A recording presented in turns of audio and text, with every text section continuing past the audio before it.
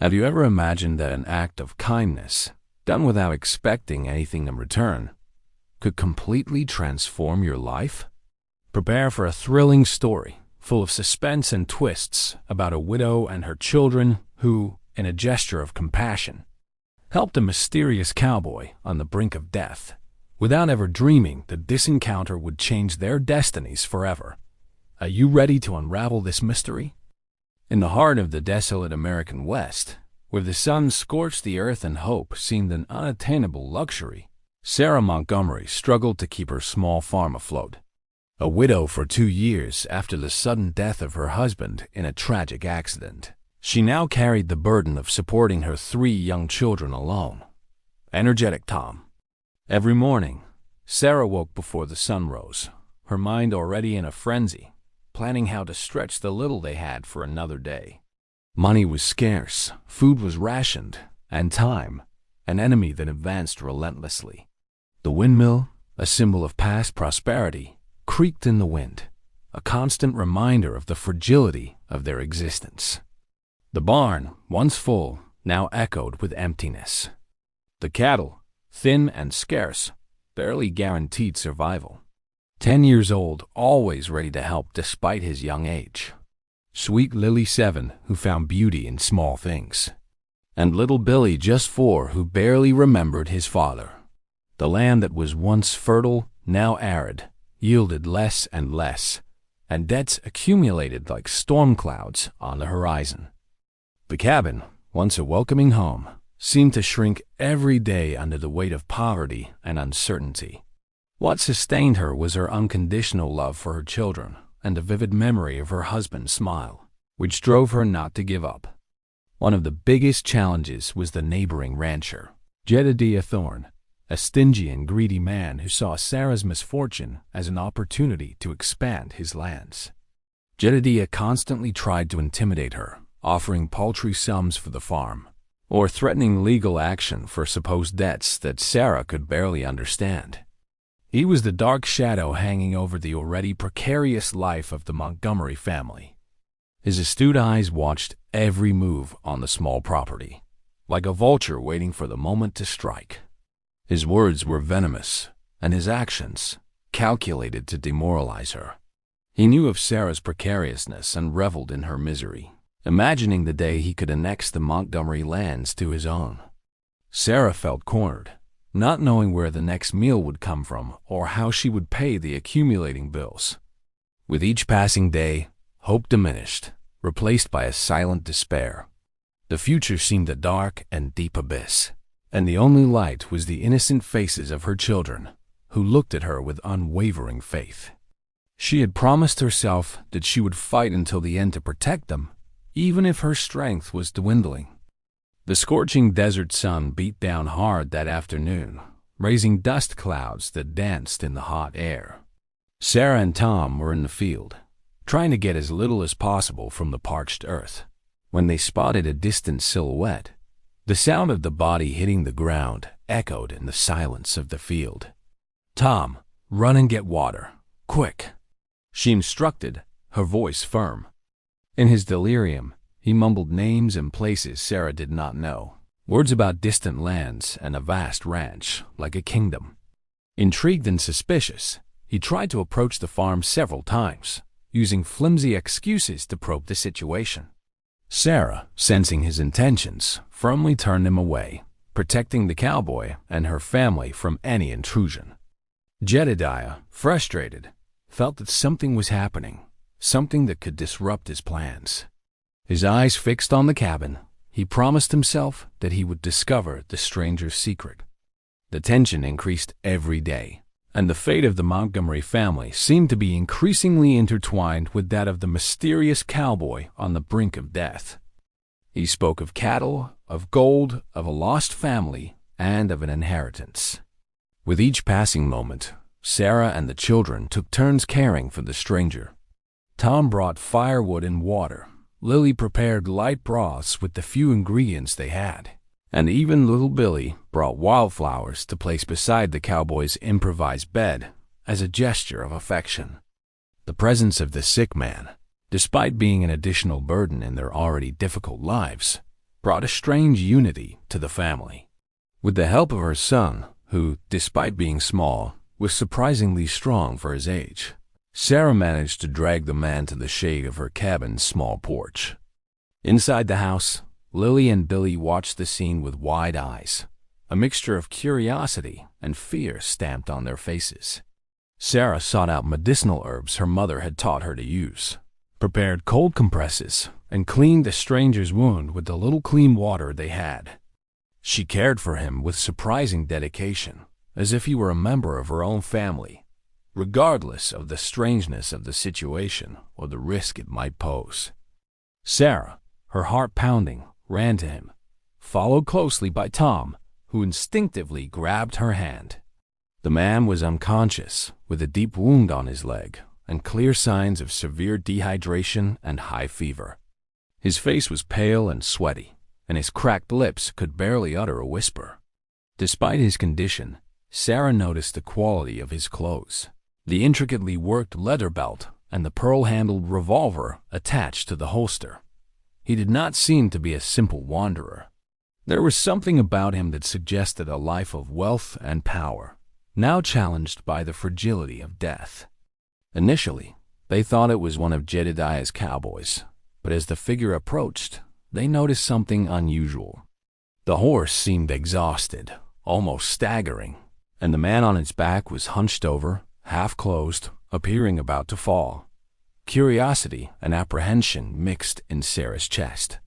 Tom, with his childlike innocence, pointed and asked, "Mommy, who is that man?"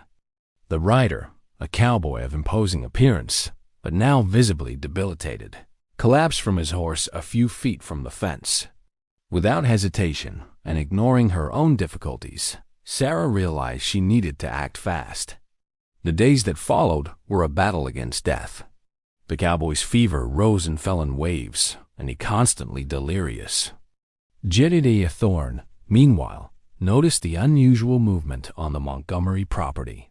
His spies, the ranch hands who worked for him, told him about the stranger's presence. After weeks of intensive care and sleepless nights, the mysterious cowboy finally began to show signs of recovery. The fever subsided, the delirium ceased, and one sunny morning, he opened his eyes completely, with a clear and conscious gaze. Sarah was by his side, changing his compresses, when he looked at her with an expression of surprise and gratitude. He had heard rumors about a missing wealthy cowboy and began to connect the dots. Jedediah intensified his visits to Sarah's farm, using various pretexts to try to investigate. His curiosity turned into distrust, and his distrust into a growing certainty that something valuable was being hidden. He knew that the man Sarah was hiding was important, and that if he could unravel the mystery, he might be able to profit from the situation. Each day, Jedediah grew more impatient, and his threats became more direct, implying that he could report Sarah for harboring a stranger or for any other excuse he could invent. Sarah felt the pressure increase, and fear settled in her heart. She did not want to put her children in danger, but she also could not abandon Arthur. Life on the farm, which was already difficult, was now under increasing tension. The twist in the story brought a new burden to Sarah, but also a tenuous hope that fate, somehow, might be in her favor.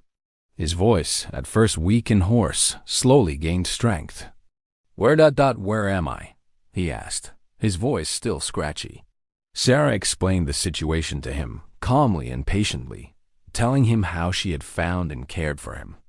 The man then revealed his name, Arthur Vance, a name that was not unfamiliar in the region, but associated with an almost mythical figure of an extremely wealthy, but reclusive rancher from the other side of the mountains.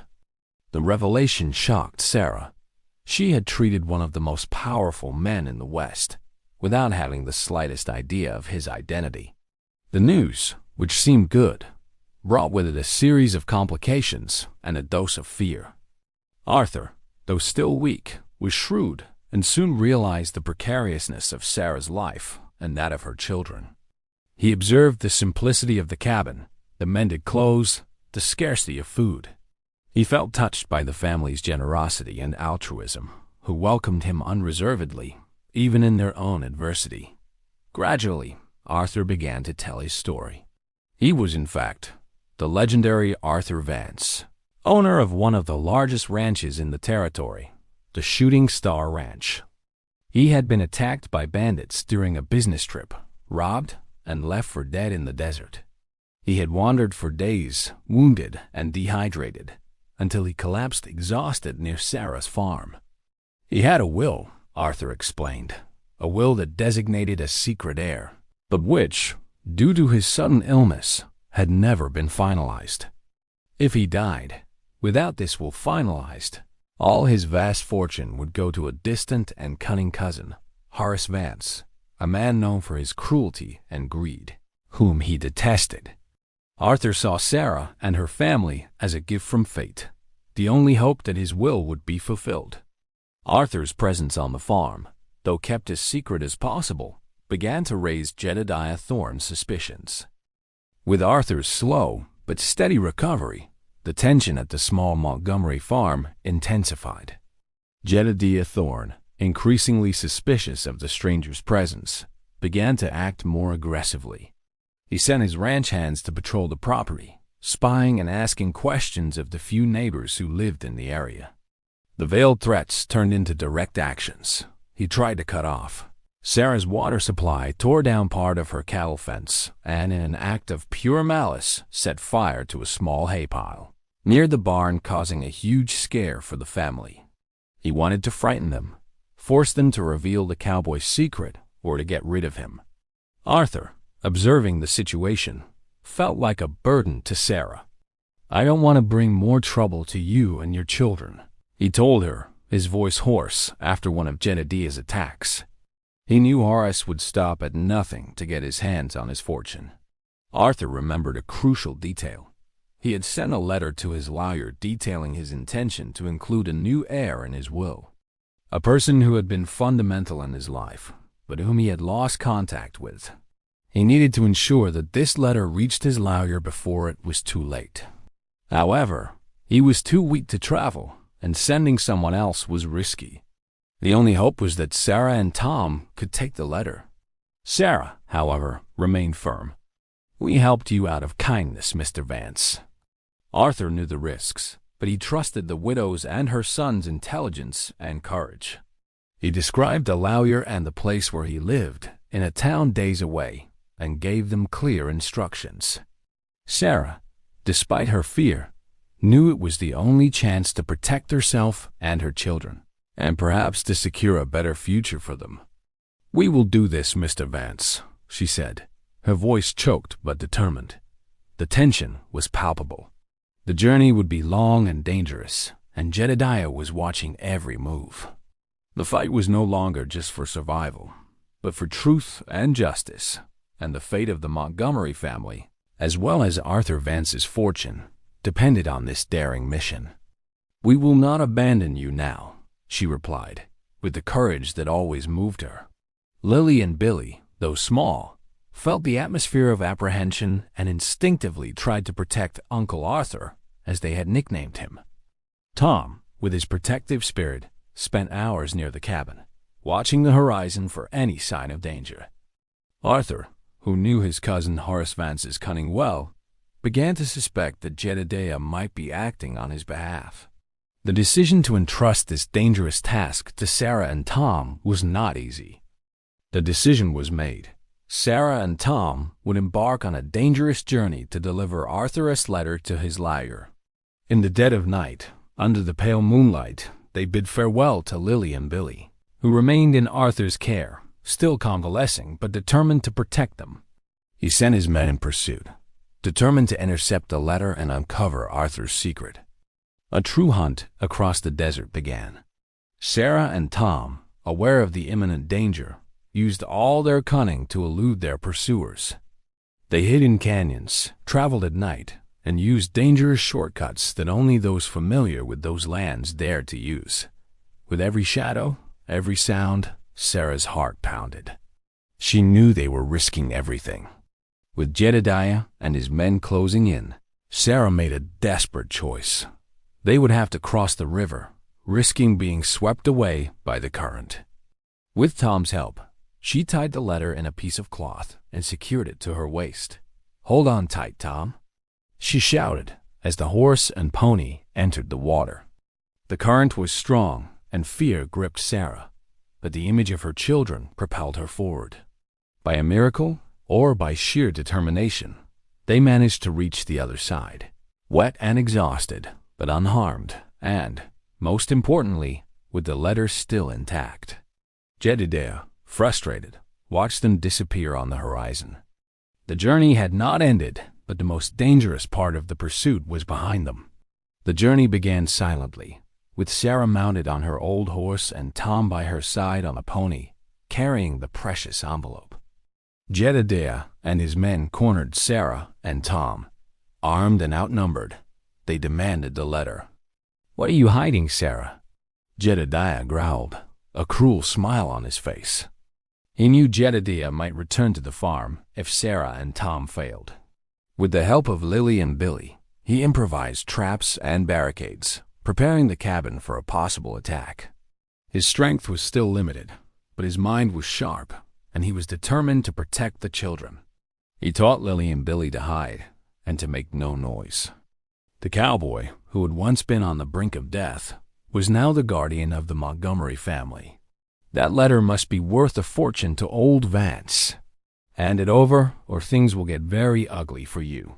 The path was long and arid, with few water sources and the constant threat of Jedediah Thorne's presence.